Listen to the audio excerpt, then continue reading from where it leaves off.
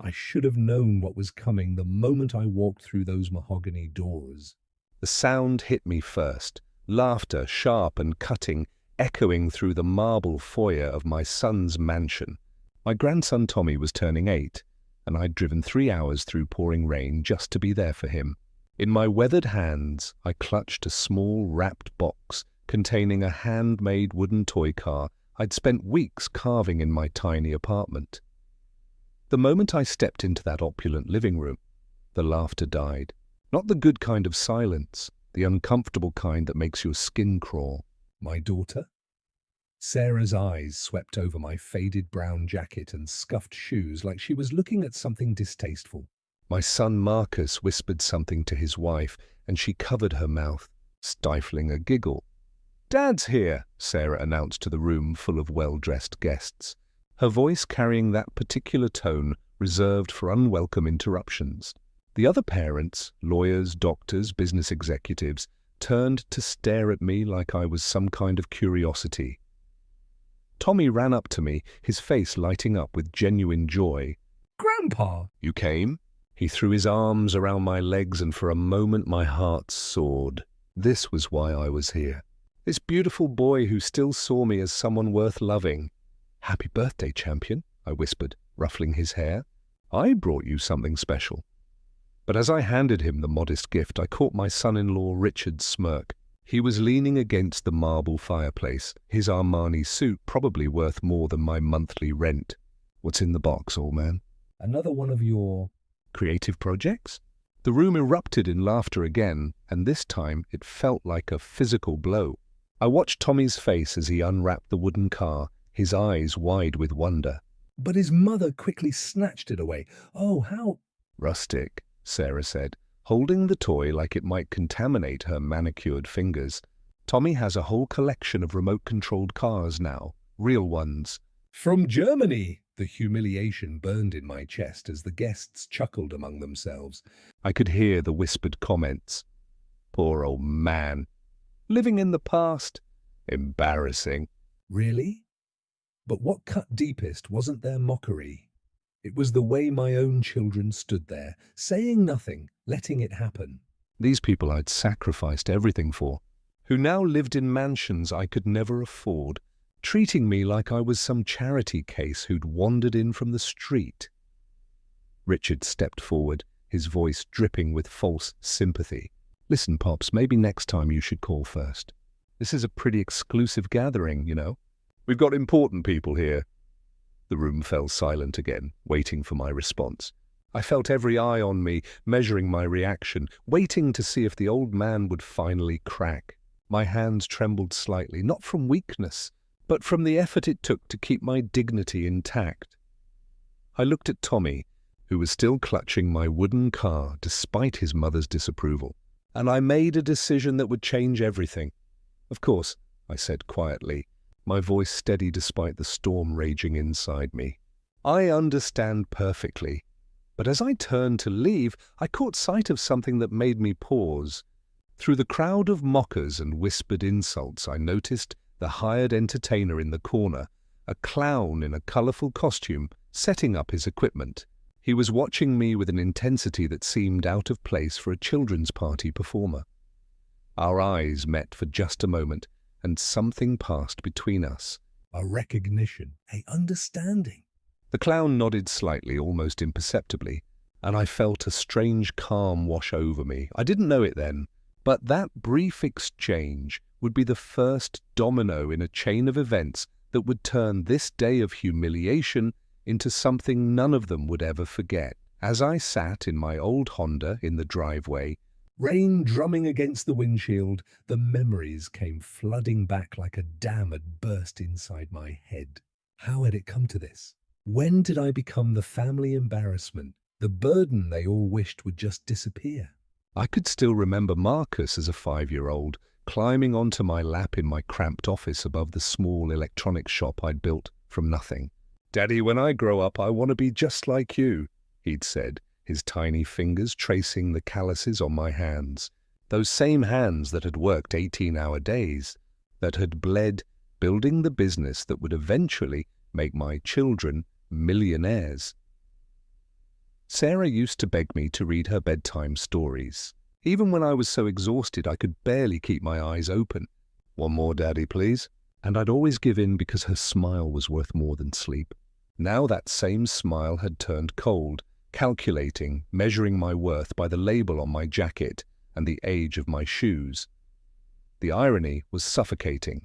The mansion they were celebrating in? I'd taught Marcus the electrical work that landed him his first big construction contract. Sarah's law practice?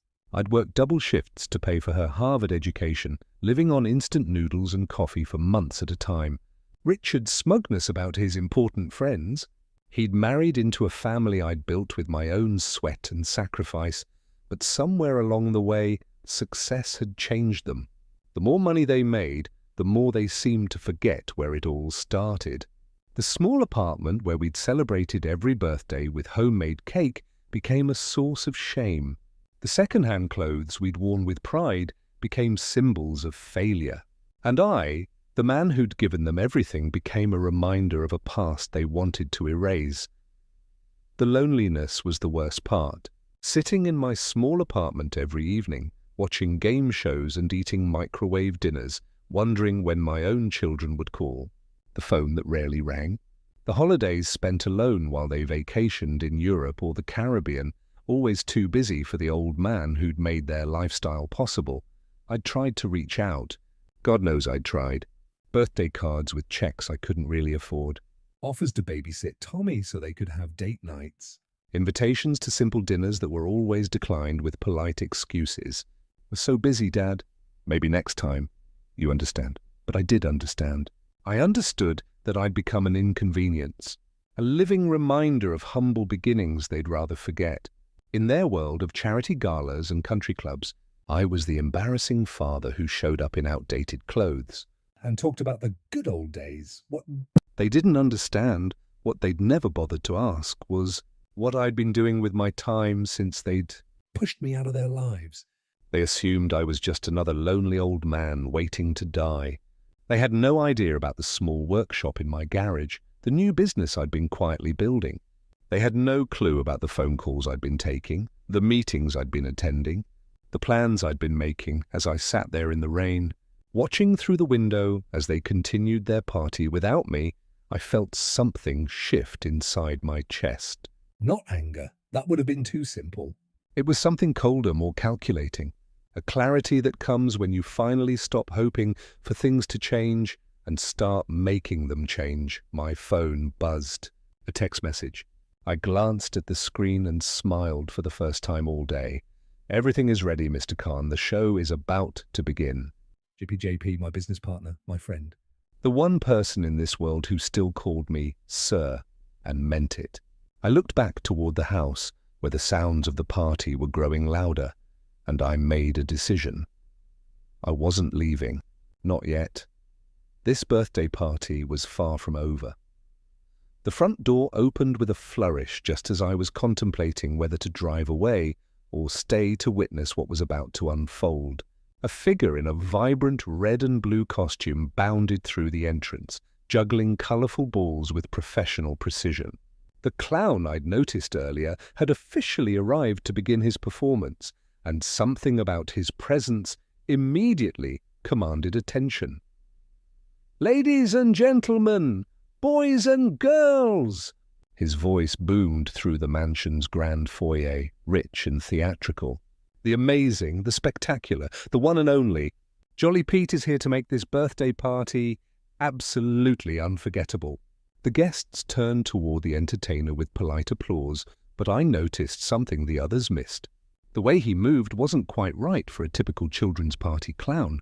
His posture was too confident, his gestures too refined. This wasn't some struggling performer working weekend parties for grocery money. This was someone playing a role and playing it very, very well. "Now where's our birthday boy?" Jolly Pete called out, his painted smile somehow managing to convey genuine warmth despite the theatrical makeup. Tommy stepped forward shyly, still clutching my wooden car, and the clown dropped to one knee with a dramatic flourish. "Well, hello there, young sir. 8 years old today, I hear." My, what a milestone. He reached into his oversized pocket and produced a balloon, which he began twisting into an intricate shape. 8 is a very special number. It's the number of sides in an octagon, the number of legs on a spider. And he glanced around the room meaningfully. The number of people who will remember this party for the rest of their lives. The adults chuckled politely, but I caught the subtle weight behind his words. This wasn't random party patter. There was intention behind every syllable. As Jolly Pete continued his balloon artistry, his eyes swept the room, taking in every detail. The crystal chandelier, the Italian marble floors, the designer furniture, and the conspicuous absence of family photos that included me. When his gaze finally landed on me, still standing awkwardly near the entrance, his entire demeanor shifted. "And who do we have here?" he asked, his voice carrying a tone of respect that was completely at odds with how I'd been treated since arriving. He stood and approached me with a slight bow.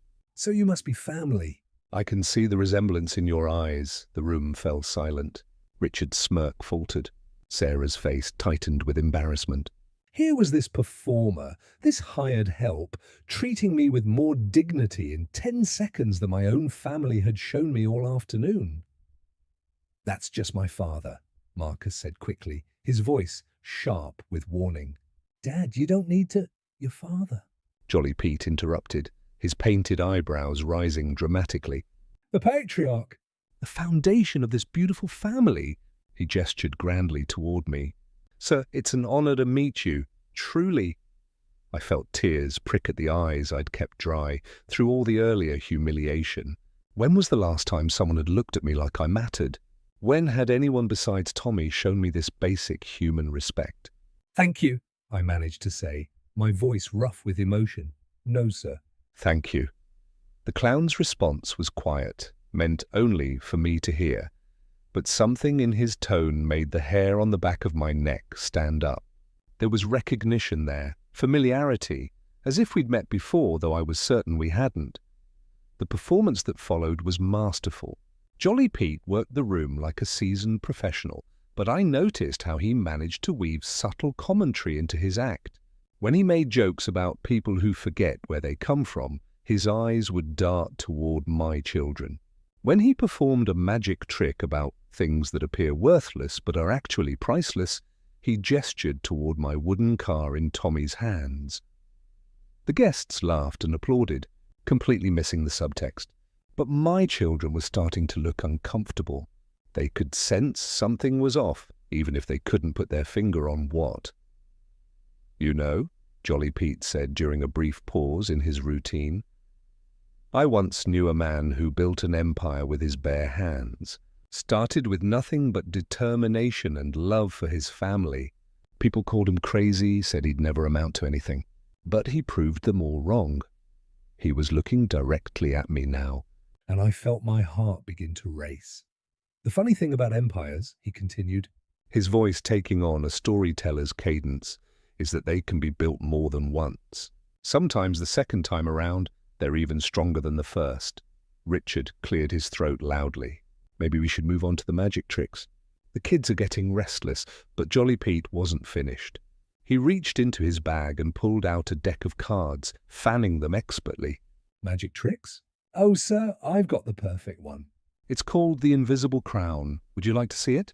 Nobody answered, but he continued anyway. "You see, sometimes a king walks among us, and we're so busy looking for the crown that we forget to recognize royalty when it's standing right in front of us." The tension in the room was palpable now. My children exchanged worried glances. The guests shifted uncomfortably. But I remained perfectly still, watching this mysterious performer with growing fascination. Who was this man? And why did I have the strangest feeling that I was about to find out? The performance continued, but the atmosphere in the room had shifted like weather before a storm. Jolly Pete's magic tricks became increasingly pointed, each one seemingly designed to make the adults squirm while delighting the children who remained blissfully unaware of the undercurrents. For my next trick, "I need a volunteer," the clown announced, scanning the room theatrically. someone who thinks they're very important, Someone who believes they've earned everything they have all by themselves. Richard stepped forward with his characteristic arrogance. "I'll do it," he said, straightening his expensive tie. Though I should warn you, I'm not easily fooled. Oh, I'm counting on that, sir, Jolly Pete replied with a grin that didn't quite reach his eyes behind the makeup. This trick is called the Emperor's New Success. Please, step right here. As Richard positioned himself center stage, I noticed the clown's assistant, a young woman I hadn't seen arrive, wheeling in a large mirror on an ornate stand.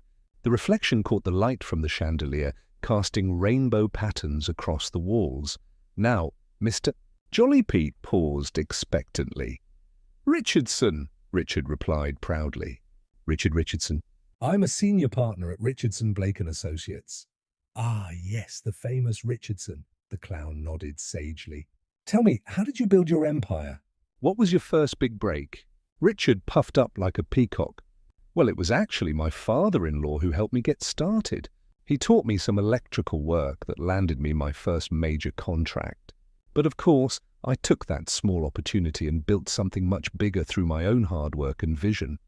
The irony wasn't lost on me. He was literally describing my contribution to his success while simultaneously taking credit for it. But what happened next left me speechless. Jolly Pete nodded thoughtfully, then reached into his pocket and pulled out what appeared to be a simple business card. Fascinating. And this first contract, would it happen to have been with Khan Construction Services? The color drained from Richard's face. Sarah's wine glass slipped from her fingers, shattering on the marble floor. Marcus took a step backward as if he'd been slapped. "How did you—" Richard began. But the clown held up a gloved hand. "The mirror doesn't lie. Mr. Richardson, look closely." Jolly Pete gestured toward the ornate mirror. And somehow, though I still don't understand how he managed it, Richard's reflection began to shimmer and change. Images appeared in the glass. A younger Richard in work clothes, learning electrical wiring from a patient older man in a small, cluttered workshop. The guests gasped and murmured among themselves. Some pulled out their phones, thinking it was some kind of high-tech illusion. But I recognized every detail in that reflection. It was my old workshop, the one behind the electronics store. The same place where I'd taught my son-in-law everything he knew about the trade that had made him rich. "The mirror shows us the truth," Jolly Pete announced to the mesmerized crowd. "It reveals the foundations upon which our success is truly built. Mr. Richardson, do you recognize the man teaching you in this reflection?" Richard's mouth opened and closed like a fish gasping for air. The guests were recording everything now, their phones capturing his humiliation for posterity. In the background, I could hear Sarah whispering frantically to Marcus, trying to figure out how to control the situation. But it was too late for damage control. The truth was literally reflecting back at them, and everyone in that room could see it. That's not relevant, Richard finally stammered. That was years ago. I've built my own success since then, have you? Jolly Pete asked gently, almost kindly. The mirror seems to suggest otherwise. The reflection shifted again, showing Richard's business dealings over the years. Contracts signed using techniques I'd taught him. Clients impressed by knowledge I'd shared. Success built on a foundation I'd laid, brick by brick, in that humble workshop they were all so eager to forget. "This is ridiculous," Sarah burst out, her composure finally cracking. "This is just some elaborate trick." "Dad, tell them this is nonsense." All eyes turned to me. The family members who'd been treating me like an embarrassment. The guests who'd been whispering about the poor old man in outdated clothes. The children who'd inherited everything I'd built, but forgotten where it came from. I could have ended it right there. I could have played along, protected their dignity, saved them from their own arrogance. The old me might have done exactly that, but the old me had died somewhere between their laughter and their sneers. The man standing in that doorway had been forged by years of loneliness and disrespect, tempered by the quiet strength that comes from building something from nothing. Not once, but twice. "Actually," I said, my voice carrying clearly through the stunned silence. I think the mirror is working perfectly. Jolly Pete turned toward me. And for the first time since he'd arrived, he removed his colourful hat. Beneath it, I could see silver hair and familiar eyes, eyes that had looked at me with respect and admiration for years. "Ladies and gentlemen," he said, his voice dropping the theatrical tone, "allow me to properly introduce myself. My name is James Peterson." But most people call me JP the business card. The texts, the plans that had been months in the making, it all came together in a moment of perfect crystalline clarity. My business partner had come to the party, and the real show was just beginning. As JP stood there, his clown makeup somehow making his words more powerful rather than less, I felt the weight of the past crash over me like a tide.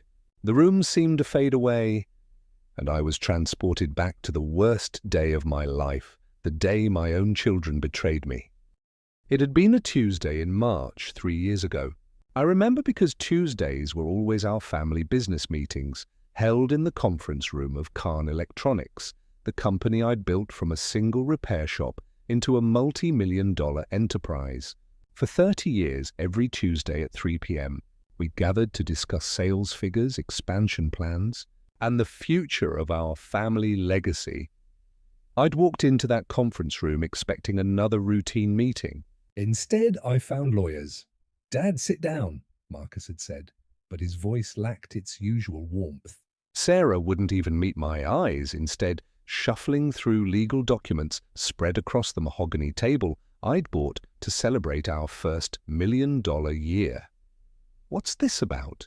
I'd asked, but even as the words left my mouth, I could feel the trap closing around me.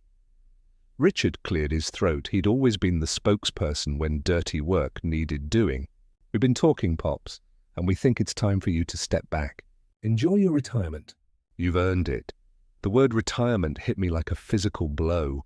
At 62, I was in the best health of my life, sharper than I'd ever been, with more ideas and energy than all of them combined. Retirement wasn't something I'd ever discussed or wanted. "I'm not ready to retire," I'd said simply. That's when Sarah finally looked up, her lawyer's training evident in the cold calculation behind her eyes. "Dad, you don't really have a choice. We've reviewed the corporate structure and, well, we have controlling interest." The betrayal was surgical in its precision. Over the years, I'd gradually transferred shares to my children, wanting them to feel invested in the business, wanting to ensure their financial security. Small percentages here and there, birthday gifts and Christmas presents, rewards for good grades and life milestones. Each transfer had felt like an act of love. I'd never done the math, never realized that my generosity had handed them the keys to my own kingdom. "We're not throwing you out," Marcus had added quickly, seeing the devastation on my face. "You'll get a generous retirement package, a pension, and of course, you'll always be Dad." But the numbers they showed me told a different story. The generous package would barely cover the rent on a modest apartment. The pension was calculated using some convoluted formula that somehow minimized my decades of contribution. They were offering me just enough to survive, but not enough to compete. "What about the electronics division?" I'd asked desperately. "The repair shop? That was my baby from the beginning. We're closing it," Sarah had said matter-of-factly. "It's not profitable anymore." "People don't repair things these days, Dad. They replace them." The repair shop, the place where I'd taught Marcus his first lessons about business, where Sarah had done her homework while I worked late into the night, where I'd met customers who became friends, friends who became family. They were going to shut it down like it meant nothing. "You can't do this," I'd whispered. But even as I said it, I knew they could. The lawyer's presence made that abundantly clear. "We already have," Richard had replied with that same smug tone I'd heard at Tommy's party. "The paperwork is already filed. You're officially retired as of today." I'd sat in that conference room, my conference room, in my building, surrounded by awards and photos chronicling 30 years of my life, and watched my children strip away everything I'd built. They'd even thought to change the locks on my office before the meeting, as if I might steal from my own company. The months that followed were the darkest of my life, moving from my comfortable house to a cramped apartment, watching helplessly as they dismantled the repair division and laid off employees who'd been with me for decades, seeing my life's work reduced to profit margins and tax write-offs. But the worst part was how quickly they wrote me out of the story. Within 6 months, Kahn Electronics had become Richardson and Associates. Within a year, they were telling people they'd built the company from scratch, conveniently forgetting the 30 years of groundwork that had made their success possible. That's when I'd started planning. Not revenge, I'd never been a vengeful man, but justice. There's a difference. While they were busy spending their inherited wealth and networking at country clubs, I was quietly building something new. A small entertainment company started with the modest savings they'd left me. I called it Milestone Productions, and I began with a single principle: treat people with dignity and respect, regardless of their position or appearance. JP had been my first hire, a struggling performer with a master's degree in business who'd been blacklisted by the major entertainment agencies for refusing to compromise his principles. Together we'd built something beautiful, a company that specialized in children's entertainment, corporate events, and special occasions. But more than that, we'd built a philosophy. Every person deserves respect. And every story deserves to be told. Now, standing in this mansion that my sacrifices had paid for, watching my business partner reveal himself to the people who'd betrayed me, I felt something I hadn't experienced in 3 years: pride. Not in what I'd lost, but in what I'd built since. Not in the past they'd stolen, but in the future I'd created without them. The flashback ended as JP's voice brought me back to the present. "Mr. Kahn," he said, bowing slightly toward me, "would you like to tell them about Milestone Productions?" The silence that followed JP's question was deafening. You could have heard a pin drop on the marble floor, if not for the sound of Sarah's sharp intake of breath and Richard's strangled cough. The guests stood frozen like wax figures, their phones still recording, capturing every second of what was about to unfold. Milestone Productions? Marcus repeated the name slowly, as if testing how it felt on his tongue. "Dad, what is he talking about?"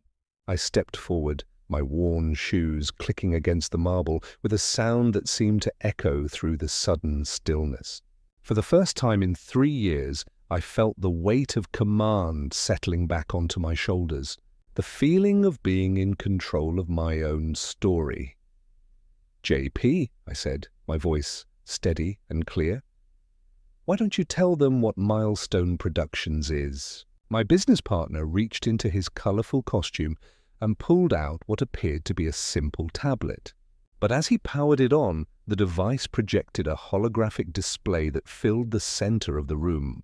Numbers, charts, and company logos appeared in mid-air, rotating slowly for everyone to see. "Milestone Productions," JP announced, his voice taking on the cadence of a corporate presentation, "is a full-service entertainment and event management company, specializing in high-end corporate functions, celebrity parties, and exclusive children's entertainment.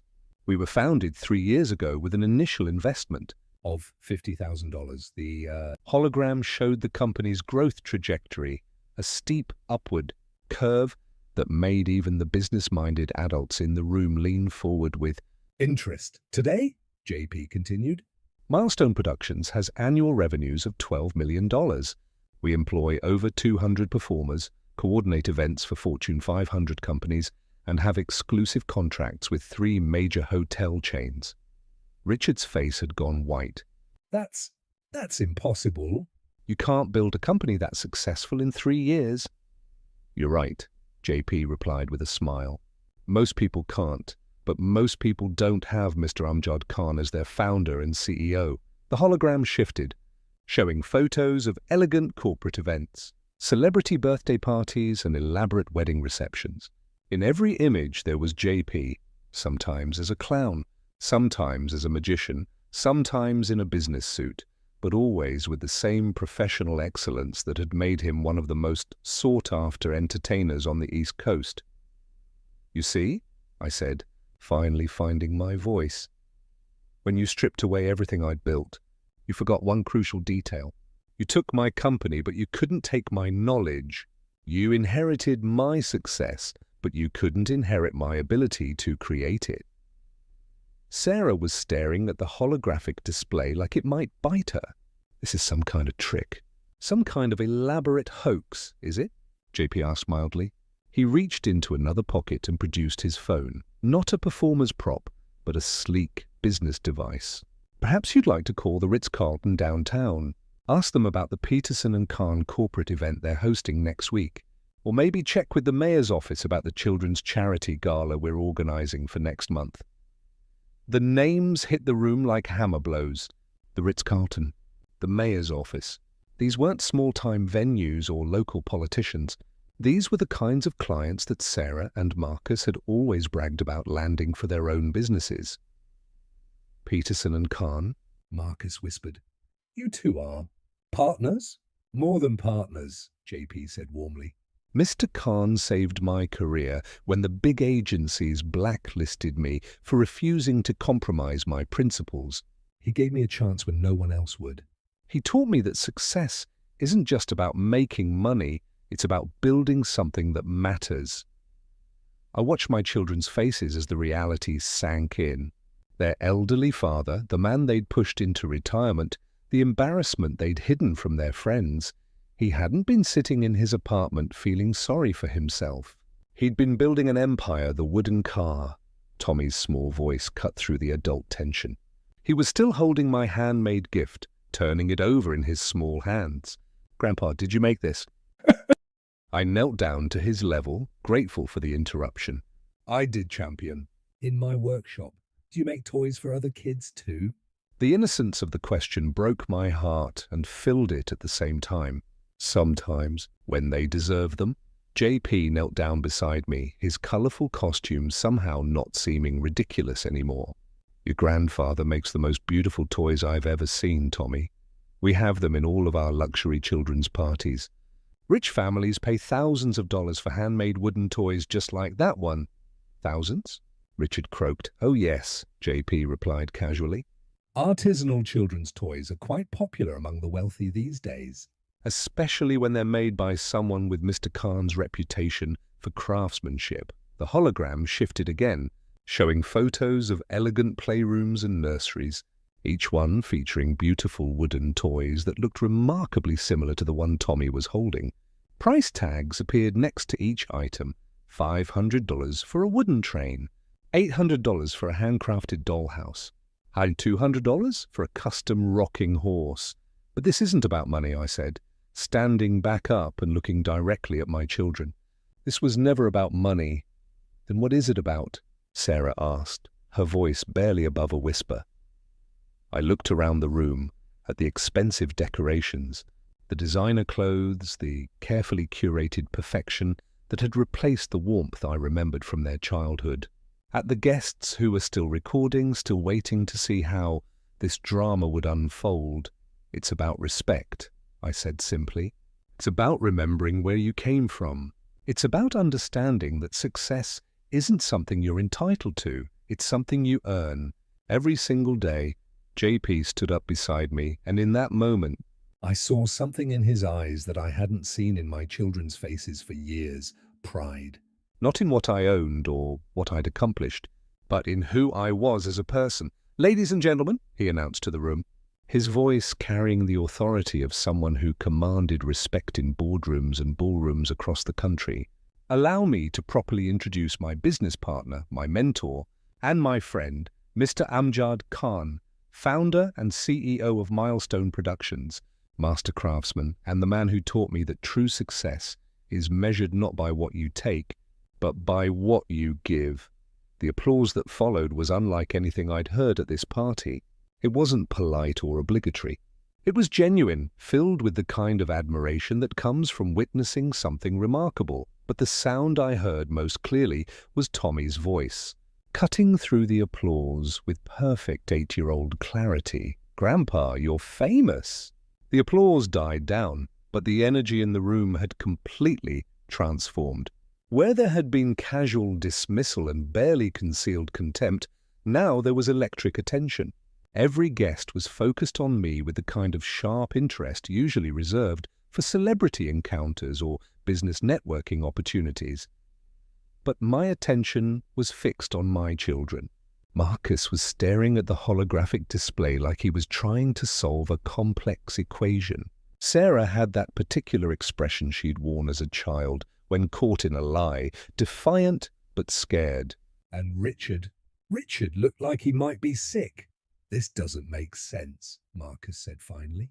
Dad, if you had this kind of success, why didn't you tell us? Why the... He gestured at my simple clothes, the act. The question hung in the air like smoke. JP looked at me questioningly, giving me the choice of how much to reveal. I appreciated his discretion, but the time for half-truths was over, because I wanted to see who you really were, I said simply. I wanted to know if my children would treat me with basic human dignity when they thought I had nothing to offer them. That's not fair, Sarah protested. You can't test people like that. You can't judge us based on how you treat your father, I interrupted. On whether you show respect to the man who sacrificed everything to give you the foundation for your success. The hologram shifted again, and this time it showed something that made several guests gasp.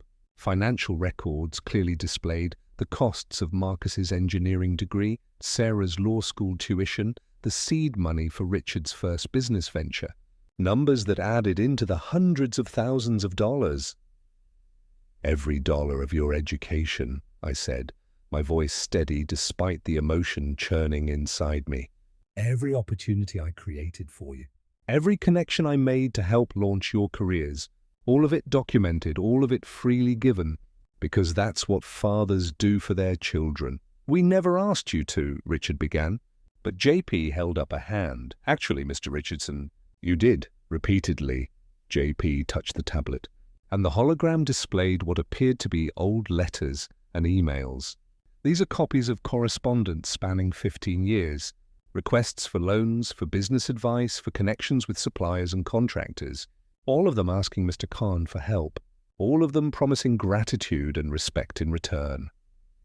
The guests were reading the projected emails now, their expressions shifting from curiosity to uncomfortable recognition. These weren't just family financial matters, they were the kind of manipulative communications that everyone recognized, but nobody wanted to acknowledge.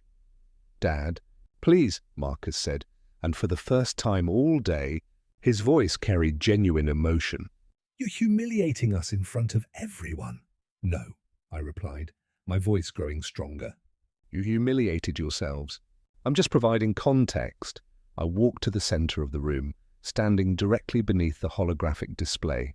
Do you want to know what really broke my heart? It wasn't losing the company. It wasn't being forced into retirement. It wasn't even watching you close down the repair shop where I'd spent the best years of my life. The room was absolutely silent now. Even Tommy had stopped playing with his wooden car, sensing the gravity of the moment. What broke my heart was the day I called to tell you about my new business, and Marcus hung up on me because he was too busy to listen to his father's dreams.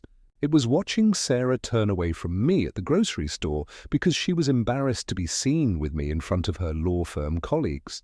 It was having Richard tell people at parties that I was getting senile when I tried to contribute to conversations about business. Each revelation landed like a physical blow.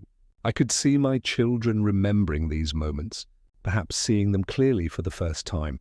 But mostly, I continued, it was watching my grandson grow up without knowing who his grandfather really was. Seeing him apologize for my gifts because his parents had taught him to be ashamed of anything that wasn't expensive. Tommy looked up at me with wide eyes, then at his parents, then back at me. His 8-year-old mind was processing something that was shifting his entire understanding of his family dynamics. The wooden car isn't cheap, he said suddenly. It's special. You made it just for me. That's right, champion, I said, kneeling down to his level again. Every curve, every wheel, every detail. I made it with love, and that makes it priceless. When I stood up, I faced my children directly. I didn't come here today to embarrass you. I came here because it's my grandson's birthday and I wanted to celebrate with my family.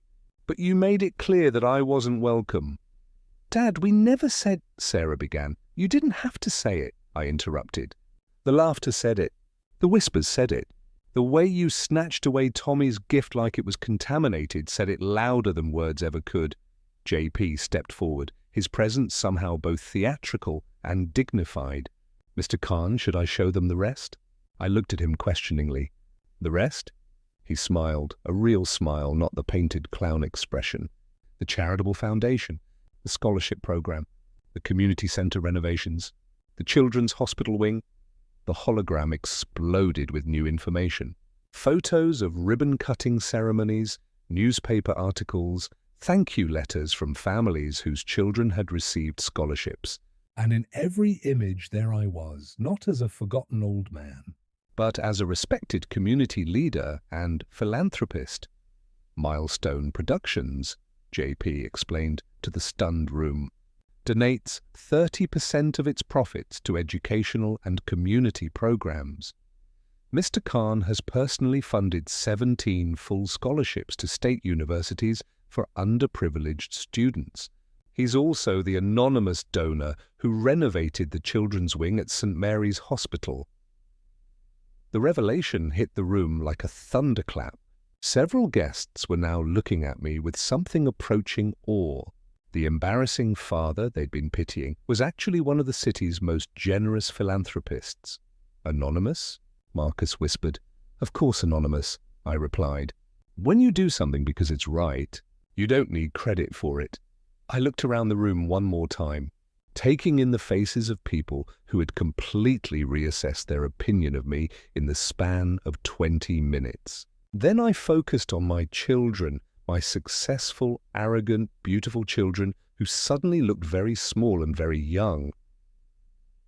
I forgive you, I said simply. All of you. Because that's what fathers do. But forgiveness doesn't mean forgetting. And it doesn't mean accepting disrespect. I turned toward the door, then paused. JP, I think it's time for the final reveal. JP nodded solemnly and touched his tablet one final time. The holographic display shifted to show something that made the air in the room feel suddenly thin, a comprehensive timeline of my children's business dealings since they'd taken over Khan Electronics.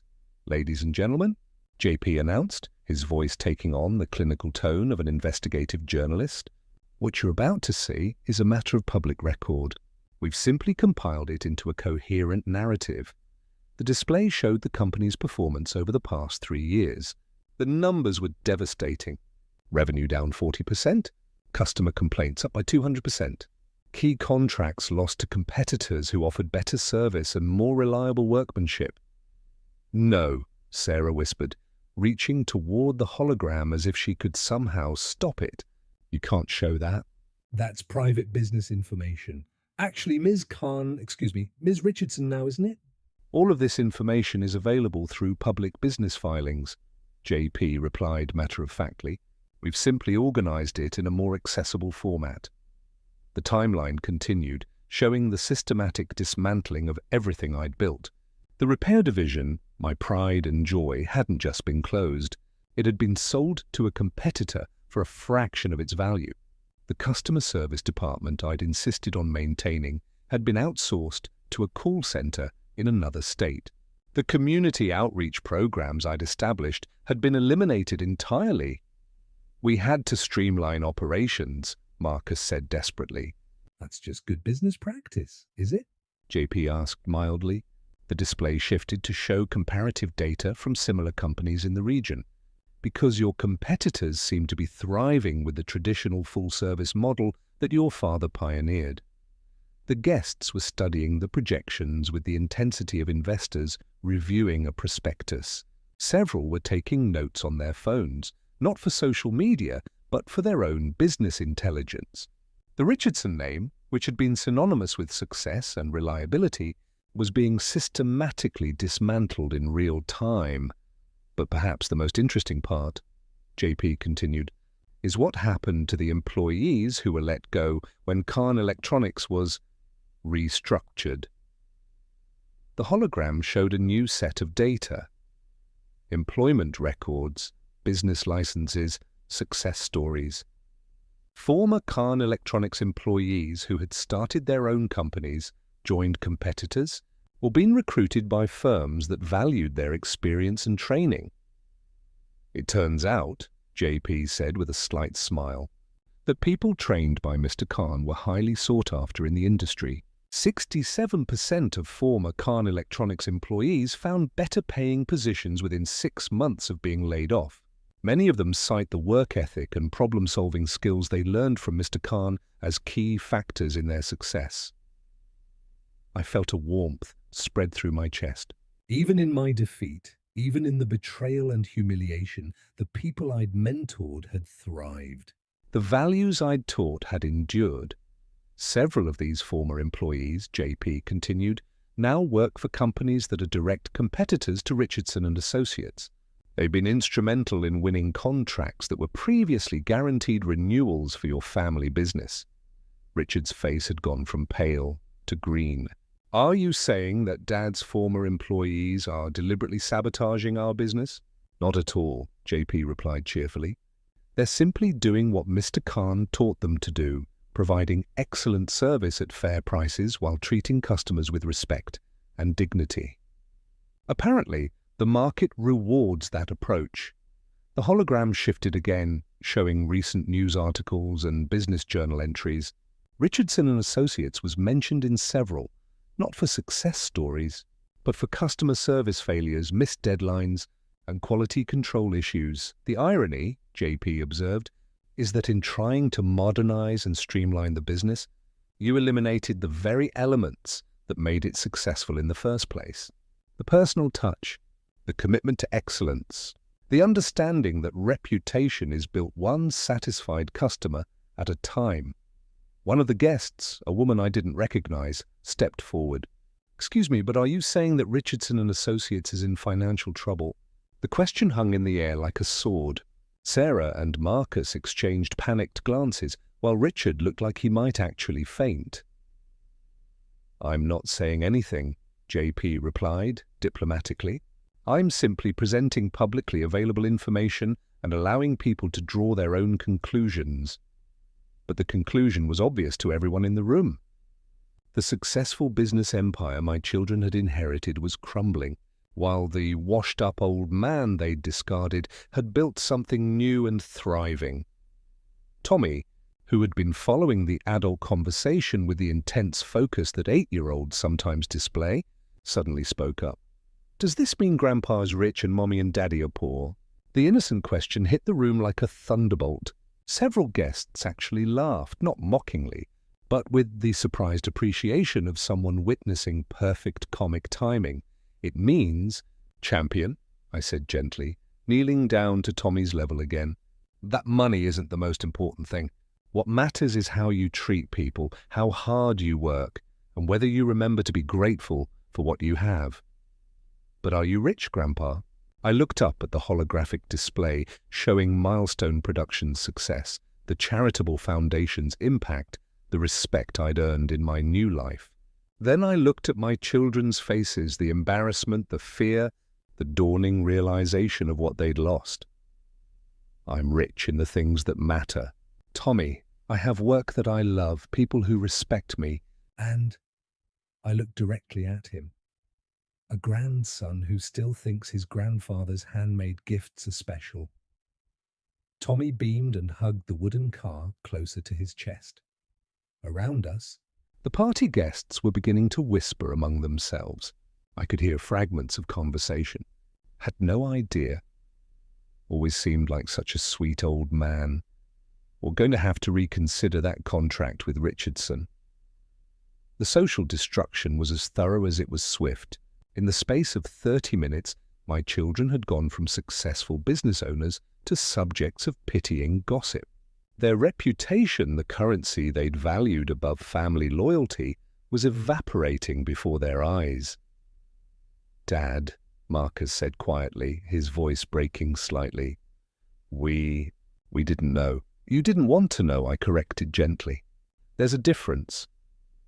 And in that moment, watching my children confront the consequences of their choices, I felt something I hadn't expected: sadness. Not satisfaction or vindication, but genuine grief for the family we'd once been and the relationships that might have been. The final reveal was complete. The truth was out. But somehow, victory didn't feel quite like I'd thought it would. The aftermath of revelation settled over the room like dust after an explosion. Conversations had resumed, but they were hushed, urgent exchanges as guests processed what they'd witnessed and recalculated their social and business relationships accordingly. Several people had already approached me quietly, introducing themselves properly and expressing interest in Milestone Productions' services. But my attention remained focused on my family, who stood in a small, isolated cluster near the elaborate birthday decorations that now seemed almost obscenely festive given the gravity of what had unfolded. JP had begun quietly packing up his equipment, transitioning back from dramatic reveal to professional entertainer. The holographic display had been replaced by simple balloon animals and magic tricks for the children who remained, though most of the adults seemed too distracted to pay attention to the resumed performance. "Ladies and gentlemen," JP announced, his voice cutting through the murmured conversations. "Before we conclude today's very special birthday celebration, I believe our host Mr. Khan would like to share a few words." All eyes turned to me. My children looked terrified, probably wondering what final humiliation I might have in store. The guests looked expectant, hungry for more drama. And Tommy looked up at me with the perfect trust that only children can offer. I walked to the center of the room, standing where the holographic display had been, and took a deep breath. 35 years ago, I began, my voice carrying clearly through the sudden silence. I started with nothing but a set of tools and a dream. I wanted to build something that would last. Something I could pass on to my children.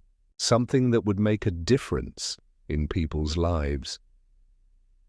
I looked around the room, taking in faces that ranged from curious to judgmental to sympathetic. I succeeded beyond my wildest dreams.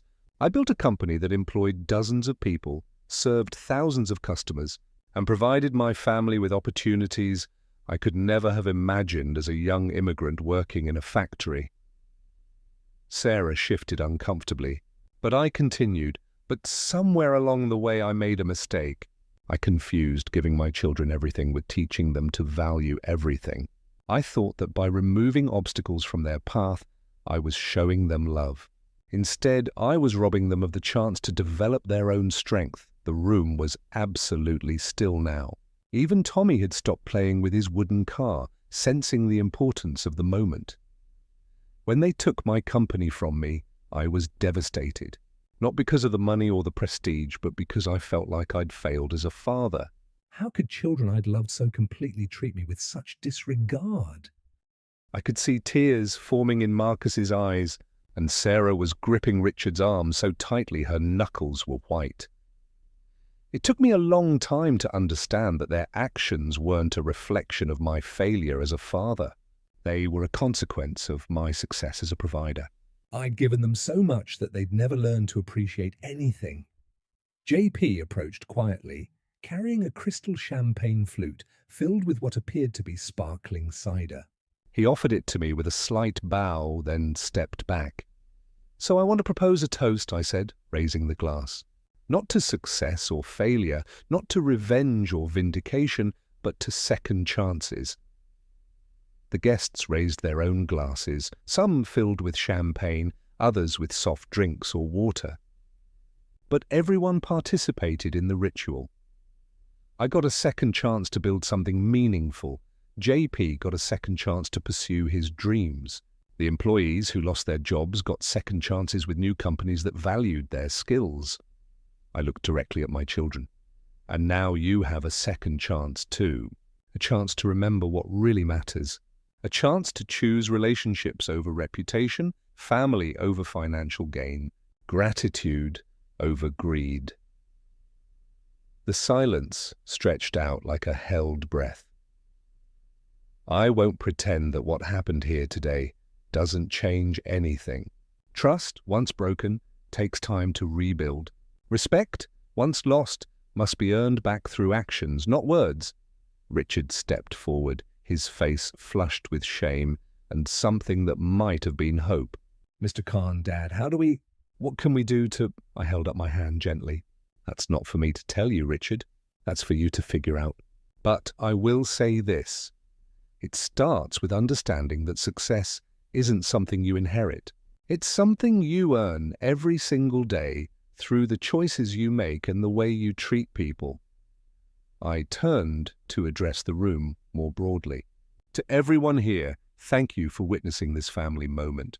I know it was uncomfortable and I appreciate your patience. But sometimes truth needs an audience to have power. Several guests nodded, and I could see in their faces that they understood they'd witnessed something significant, not just a personal drama, but a lesson about values and consequences that extended far beyond our family. And to JP, I raised my glass toward my business partner. Thank you for reminding me that dignity isn't something that can be taken away. It's something you choose to maintain regardless of how others treat you. JP bowed again, his painted smile somehow conveying genuine warmth and respect. So here's to second chances, I said, raising my glass higher. To the courage to rebuild, the wisdom to learn from our mistakes, and the strength to forgive both others and ourselves. To second chances, the room echoed, and the sound of clinking glasses filled the air. But the sound I heard most clearly was Tommy's small voice, cutting through the formal toast with perfect 8-year-old directness. Grandpa, does this mean you're coming to Christmas dinner? The question hung in the air for a moment, and then something beautiful happened. Marcus laughed, not a bitter or uncomfortable laugh, but the genuine sound of joy breaking through pain. Sarah smiled through her tears. Even Richard managed a weak grin. That depends, champion, I said, looking at his parents. Am I invited? Yes, Sarah said immediately, her voice thick with emotion. Yes, Dad, you're always invited. We forgot how to ask. And in that moment, standing in that opulent room, surrounded by the debris of pride and the possibility of redemption, I felt something I hadn't experienced in 3 years, hope. The party would end soon. The guests would leave with stories to tell and lessons to process. JP would pack up his equipment and return to our business, which would continue to thrive and grow. But the real work, the hard, patient work of rebuilding a family, was just beginning. The party began to wind down as the afternoon light softened to golden evening hues streaming through the mansion's tall windows. Guests departed in small groups, many stopping to shake my hand and express their admiration, not just for Milestone Productions, but for the dignity I'd maintained throughout the confrontation. Several business cards were exchanged, along with promises to stay in touch that felt more genuine than the usual social pleasantries. P. had finished packing his equipment with the efficient professionalism that had made him such a valuable partner. As he prepared to leave, he approached me with something I hadn't seen before, a beautifully wrapped gift box with Tommy's name on it. From both of us, he said quietly, handing me the box, a proper birthday present from Milestone Productions. Inside was a handcrafted wooden train set, not the simple toy I'd made in my small workshop, but an elaborate creation with multiple cars, detailed painting, and tracks that could be assembled into dozens of different configurations. It was the kind of artisanal toy that would retail for thousands of dollars in the exclusive boutiques that catered to wealthy families. It's beautiful, Sarah whispered, running her fingers over the smooth wood.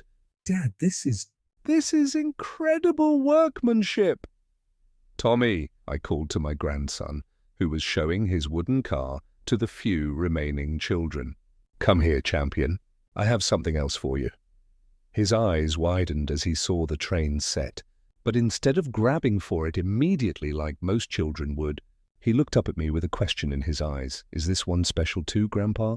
Like my car? Every gift is special when it's made with love, I told him. But this one comes with something extra. I reached into my jacket pocket and pulled out an envelope I'd been carrying all day. This is the real gift, Tommy. The train is just the wrapping. Tommy opened the envelope with the careful precision of a child who'd been taught to be respectful of important documents. Inside was a letter written in my careful handwriting, along with several official-looking papers. What does it say, Grandpa? I can read some words, but the big ones are hard. I knelt down to his level and helped him unfold the letter. It says that when you turn 18, you'll have money set aside for college. But more importantly, it says that your grandfather believes in you. The trust fund I'd established was substantial, enough to cover not just Tommy's education, but graduate school if he chose, or seed money for starting his own business. But the letter was more valuable than any financial instrument. Dear Tommy, I read aloud, by the time you read this, you'll be old enough to understand that families sometimes make mistakes. Adults sometimes forget what's important and hurt people they love. But you'll also understand that love is stronger than mistakes and forgiveness is stronger than hurt. Sarah was crying openly now, and even Marcus had tears in his eyes. Richard stood slightly apart, his face a mask of shame and regret. I want you to remember this birthday. Not because of the fight between the grown-ups, but because it was the day you learned that respect isn't about money or fancy clothes or big houses. Respect is about how you treat people, especially people who can't do anything for you. I looked up at my children as I continued reading. Your parents are good people who lost their way for a while. That happens sometimes. But they raised you to be kind and curious and honest, and those are the most valuable gifts anyone can give. When you're older, you might face the same temptations your parents faced. You might think that success means forgetting where you came from, or that being important means treating others as less important. When that happens, I want you to remember your grandfather's wooden car and how much love can fit into something small and simple. Tommy was listening with the intense focus that children give to stories that feel important. Even when they don't understand all the implications, use this money wisely. Get a good education, but don't forget that the most important lessons aren't taught in classrooms. They're taught around kitchen tables and in small workshops and in moments when you choose to be kind, when you could choose to be cruel. I folded the letter and handed it back to Tommy, who held it carefully against his chest along with his wooden car. There's one more thing, I said, reaching into my other pocket.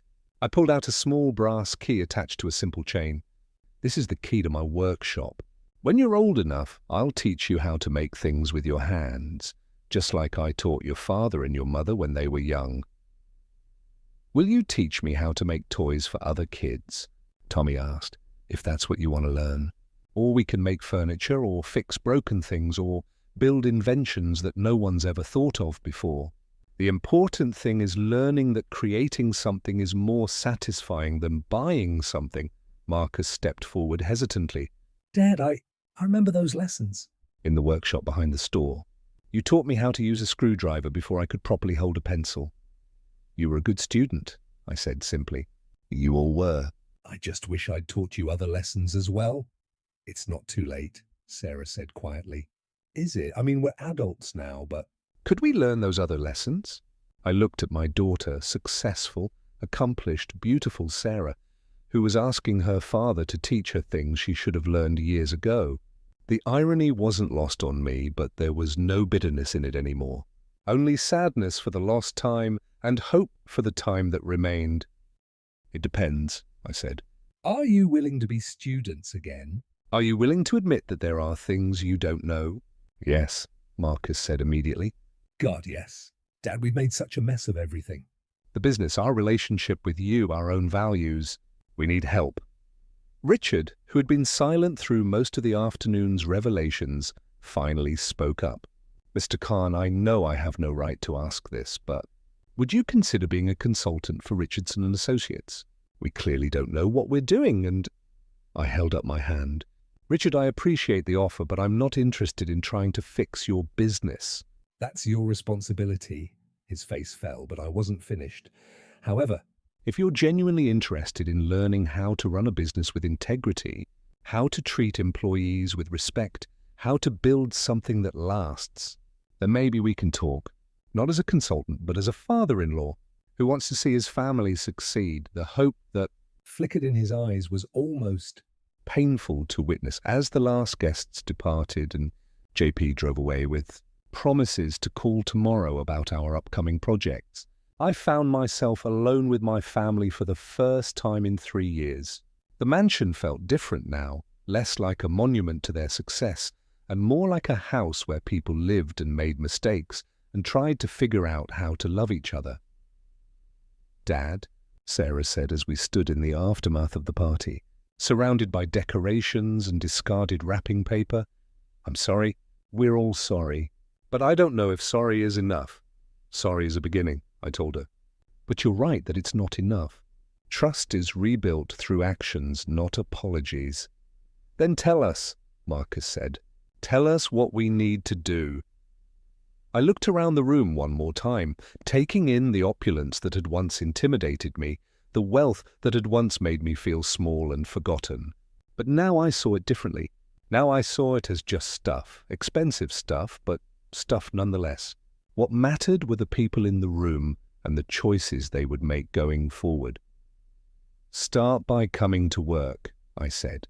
"Not at Milestone Productions, that's mine and JP's, but come to the workshop. learn to make something with your hands again. Remember what it feels like to create value instead of just managing it." "All of us?" Richard asked uncertainly. "Especially you," I said, looking at him directly. "You married into this family, but you've never really understood what this family stands for. Maybe it's time you learned." As evening settled over the house and Tommy played quietly with his wooden car and new train set, we began the slow, difficult work of becoming a family again. There were no guarantees, no promises that the damage could be fully repaired. But there was something more valuable than guarantees. There was commitment. The birthday party was over, but the real celebration, the celebration of second chances and hard-earned wisdom, was just beginning and in my pocket. Next to the keys to my workshop, I carried the most precious gift of all, my grandson's letter to me, written in crayon on the back of a napkin while the adults were talking. "Dear Grandpa, thank you for my car and my train and my money, but mostly thank you for teaching me that love is better than being rich. I want to learn how to make toys too. Love, Tommy. P.S. You are the best grandpa in the world." Some gifts, I realized, are worth more than empires. And some lessons are worth a lifetime of teaching. The birthday party that had started with laughter and ended with tears had given us all something we'd forgotten we needed, the chance to remember who we really were and who we wanted to become.